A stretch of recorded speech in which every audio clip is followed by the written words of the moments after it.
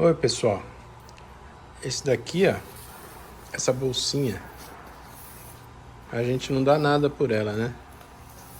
Essa bolsinha aqui, ela é minha geladeira portátil. Ela dura assim o dia todo, ainda no final do dia ainda tá gelado. Olha, vou mostrar pra vocês o que eu levo aqui dentro. Vou tentar soltar com uma mão só. Ó. Essa bolsinha eu comprei no Carrefour. Olha lá, ela é toda revestida, né? Ó, olha quanta coisa tem. Tem um todinho. Tem um lanche. Tem um cappuccino, né? Esse daqui, ó, é o gelo. Ela tá dura ainda. É bem dura.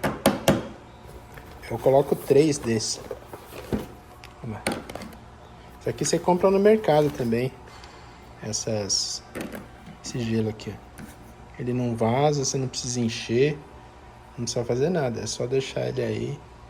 Aí quando eu chego em casa, eu coloco na geladeira de novo. No dia seguinte eu pego de novo.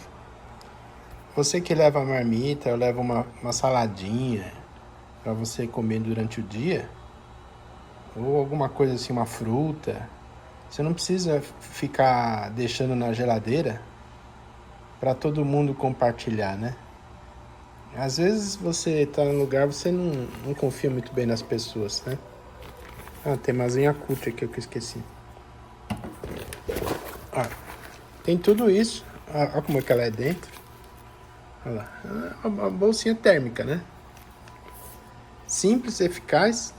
E você não precisa deixar nada na geladeira. Fica a dica aí pro pessoal